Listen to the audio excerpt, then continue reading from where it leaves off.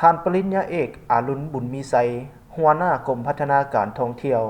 กระทรวงแถลงข่าววัฒนธรรมและท่องเที่ยวพร้อมด้วยทีมงานและแขนงท่องเที่ยวจากแผนกแถลงข่าววัฒนธรรมและท่องเที่ยวแขวงเชียงบุรีได้ลงเฮ็ดเวียกเกี่ยวกับการเก็บกำข้อมูลและศึกษาความเป็นไปได้ของเวียกงานมาตรฐานการท่องเที่ยวแบบประชาชนมีส่วนร่วมอาเซียนและมาตรฐานเฮือนพักแรมประชาชนอาเซียนอยู่เมืองหงสาในตอนเช้าของวันที่13กุมภาพันธ์2020นี้ให้เกียรติต้อนรับของทานศรีภูวงศ์วิไลแก้วกรรมการพรรคเมืองหัวหน้าห้องการแถลงข่าววัฒนธรรมและท่องเที่ยวเมืองหงสาพร้อมนั้นก็ได้เข้าพบท่านนางดาวินรัชกิจห้องเลขาพรรคเมืองเพื่อแจ้งจุดประสงค์ของการลงเฮ็ดเวียกในครั้งนี้เพราะว่าเวียกงานการท่องเที่ยวก็เป็นเวียกงานหนึ่งที่สำคัญที่ติดพันกับการพัฒนาซึ่งสามารถสร้างอาชีพและสร้างรายรับให้แก่ประชาชนบรรดาเผ่าโดยเฉพาะแม่นการท่องเที่ยวแบบประชาชนมีส่วนร่วมเพื่ออนุรักษ์รักษาไว้ให้ยืนยงตลอดไปและในโอกาสเดียวกันนี้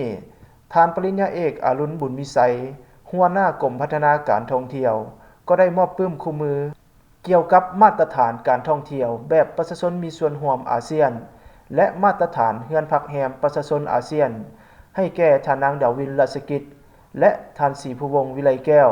เพื่อเป็นบ่อนอิงในการจัดตั้งปฏิบัติเวียกงานท่องเที่ยวแบบประชาชนมีส่วนร่วมให้ได้ตามมาตรฐานของลาวและอาเซียน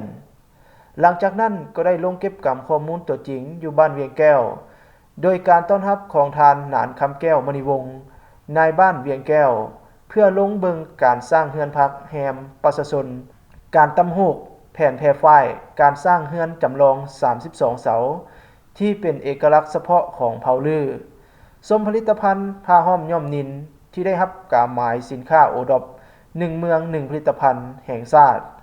พร้อมนี้หัวหน้ากรมพัฒนาการท่องเที่ยวก็ได้แนะนำและเน้นหนักให้องค์การปกครองบ้านเวียงแก้วจงเอาใจใส่สร้างเฮือนพักแรมประชาชนให้ได้ตามมาตรฐานอาเซียนสุขยู่ส่งเสริมให้ประชาชนมีส่วนร่วมในการผลิตสินค้าที่เป็นเอกลักษณ์ของบ้านให้มีหลายรูปแบบเพื่อเป็นของที่ระลึกให้แก่นักท่องเที่ยวที่มาเที่ยวชมพร้อมนี้ก็ได้มอบปึ้มคู่มือเกี่ยวกับมาตรฐานการท่องเที่ยวแบบประชาชนมีส่วนร่วมอาเซียนและมาตรฐานเฮือนพักแรมประชาชนอาเซียนให้แก่ในบ้านเวียงแก้ว